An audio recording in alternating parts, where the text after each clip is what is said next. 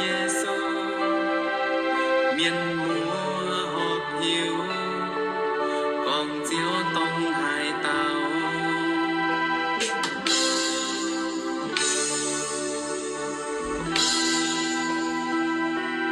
Ngài sẽ kể cứu phiền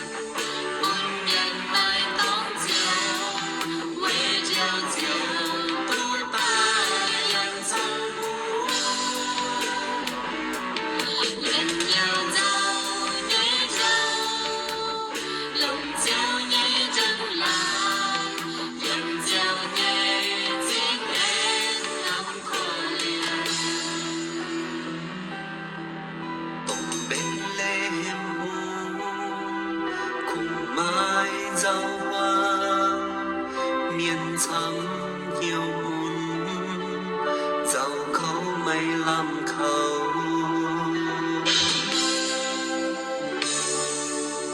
bà nói tôi dịu dàng